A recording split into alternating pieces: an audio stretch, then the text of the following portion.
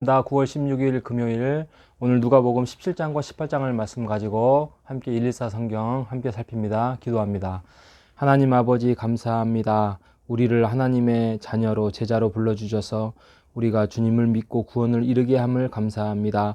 오늘도 말씀을 통하여서 그런 구원에 대해서 우리가 좀 더 하나님의 가까이 가는 그런 제자의 삶을 살아갈 수 있도록 인도하옵소서. 살아계신 예수님의 이름으로 기도합니다. 아멘. 자, 오늘은 17장과 18장 누가복음 말씀입니다.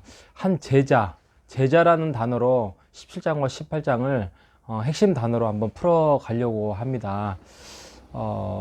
그 제자란 어떤 거냐? 17장 초반에 보면 이제 종에 대해서 이야기를 합니다. 종의 믿음에 대해서 진정한 제자의 삶을 이야기를 하고 있습니다.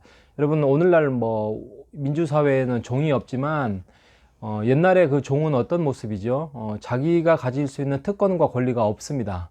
자기가 밥을 먹다가도 주인이 나타나면 주인의 신발을 벗기고 발을 씻기고 그 다음에 먹을 것을 음식을 차려놓고 난 다음에 주인이 다 먹고 난 다음에 그 마무리를 하고 난 다음에 자기의 남은 시간을 가지고 자기의 시간과 또 식사를 하게 돼 있습니다. 그리고 또 주인이 부르면 또 주인이 부르게 돼 있습니다. 이게 이제 종의 믿음이라는 거죠.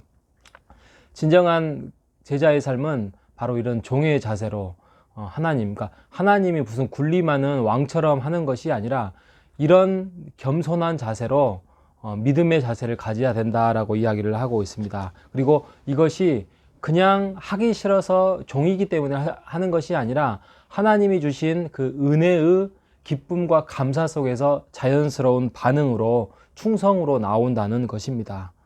그러니 우리의 믿음은 감사거리가 없고 감사거리란다. 그 자랑거리가 없죠. 감사거리가 있고요. 네, 죄송합니다.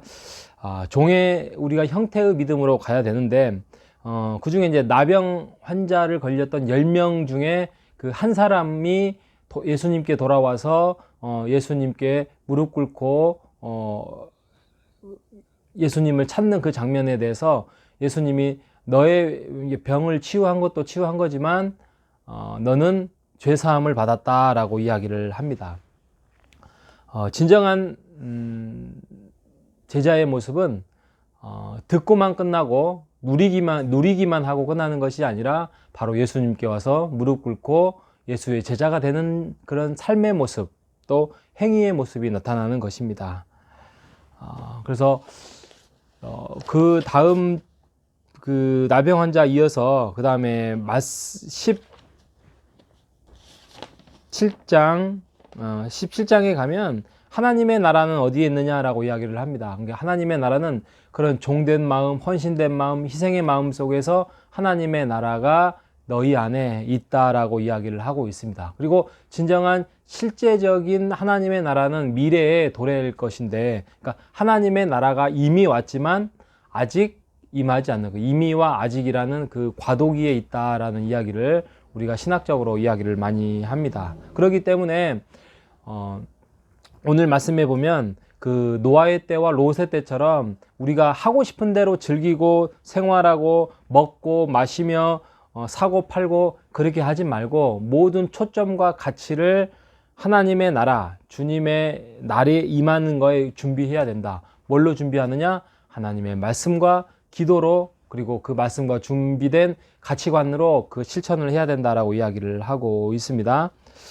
18장에 가면 이제 그 과부 이야기가 나와요. 과부와 재판장 이야기를 하면서 이 재판장이 과부의 강청함, 굉장히 귀찮게 하고 또 그 처지를 호소하고 안타까워하고 이런 강청함 때문에 그의 소원을 들어주는데 여기서 핵심 단어의 그 단어가 뭐냐면 하물매예요.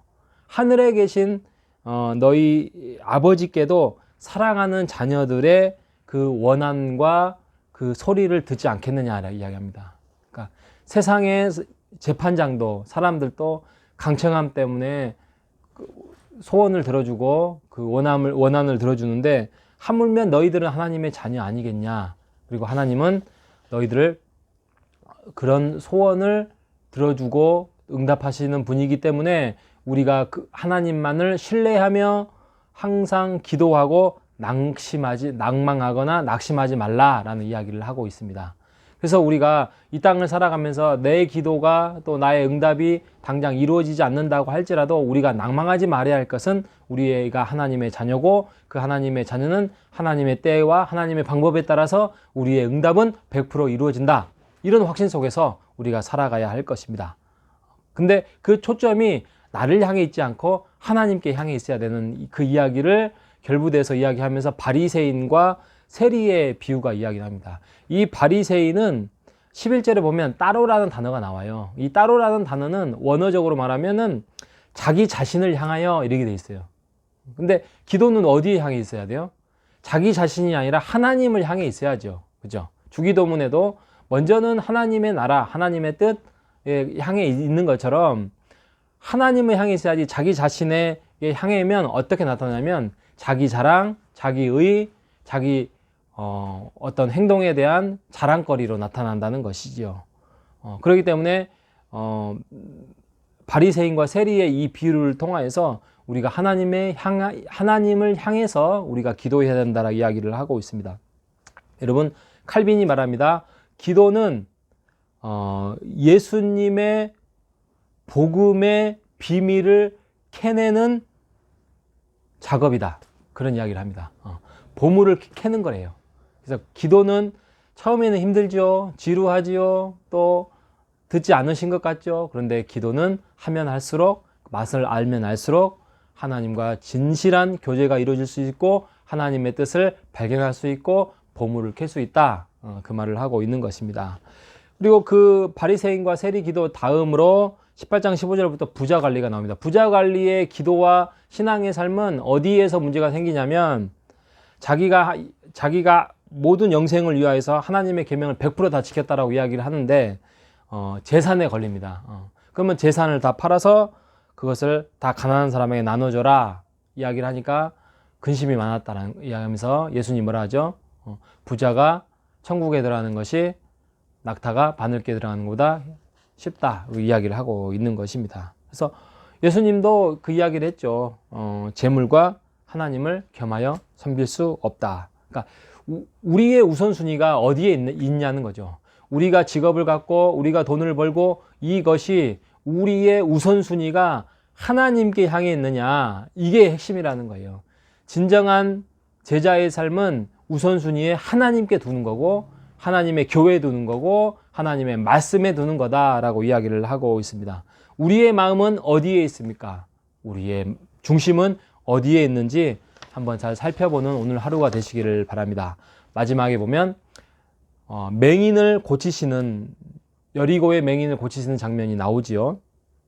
그래서 맹인이 눈을 뜨고 난 다음에 예수님의 제자가 됩니다. 그래서 바로 그렇게 반응하는 그런 맹인의 제자의 모습을 보면서 우리가 고민하지 말고 이게 결단이 이루어지면, 이게 확실히 이루어지면 그것을 실천을 해야 되지, 이게 멈춰서고 주춤거리고 그러면 흐지부지 또 끝나버립니다. 그러니까 우리가 기도하면서 예배드리면서 또 말씀 보면서 결단이 이루어지면 이것을 실천해야 돼요.